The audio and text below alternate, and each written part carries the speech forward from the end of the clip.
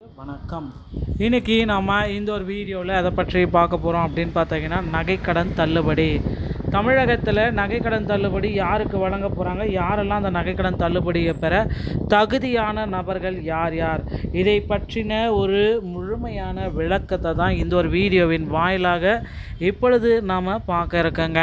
So நீங்கள் நம்முடைய சேனலை முதல் முறையாக பார்க்குறீங்க அப்படின்னா மறக்காமல் ஒரு சப்ஸ்கிரைப் அண்ட் பெல்லை கிளிக் பண்ணி வச்சுக்கோங்க. வாங்க வீடியோக்குள்ளே போகலாம்.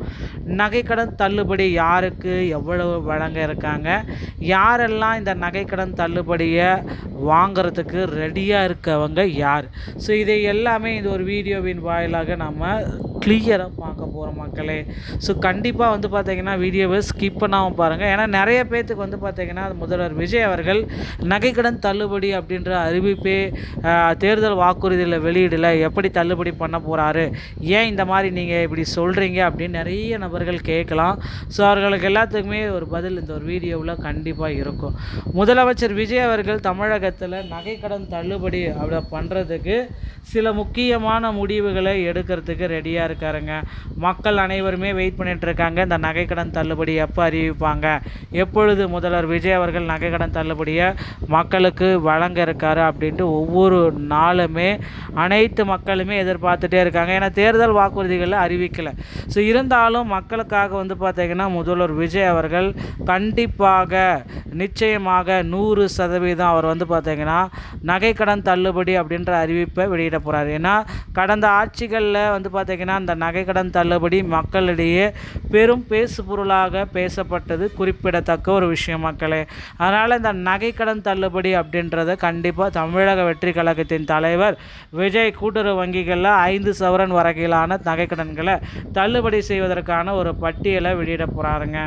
கடந்த சில நாட்களாகவே மக்கள் மத்தியில் அதிகமாக பேசப்படுறது அந்த நகைக்கடன் தள்ளுபடி தான். எங்களுக்கெல்லாம் நகைக்கடன் தள்ளுபடி வருமா வராதா அப்படின்னு நிறைய நபர்கள் கேள்வி மேலே கேட்டுகிட்டே இருக்காங்க.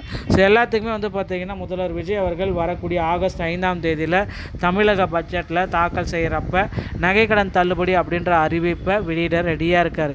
ஸோ அதனால் நீங்கள் இப்போ இருந்தே உங்கள் அருகாமையில் இருக்கிற கூட்டுறவு வங்கிகளில் போயிட்டு செக் பண்ணிக்கோங்க, உங்களுடைய பெயர் இருக்கா இல்லையா, விடுபட்டிருக்கா, இப்படி எதுன்றதை நீங்கள் செக் பண்ணி வச்சுக்கோங்க.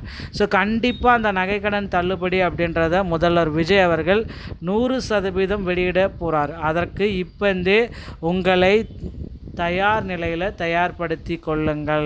ஸோ கண்டிப்பாக இந்த நகைக்கடன் தள்ளுபடி அப்படின்றது 5 சவரனுக்குள்ளாமல் இருக்கணும்.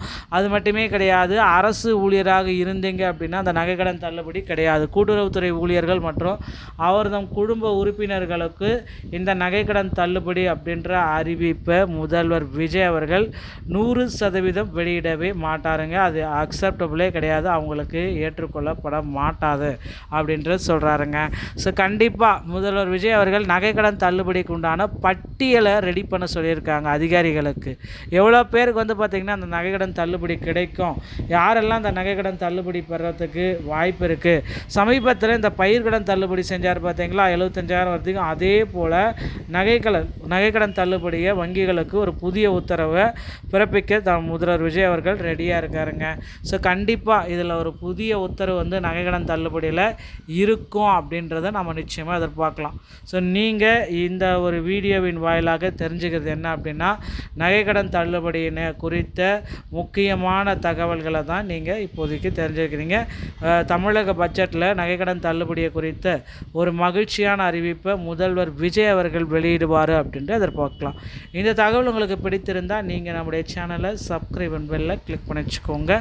மீண்டும் ஒரு நல்ல தகவலோடு நான் உங்களை சந்திக்கிறேன். நன்றி, வணக்கம்.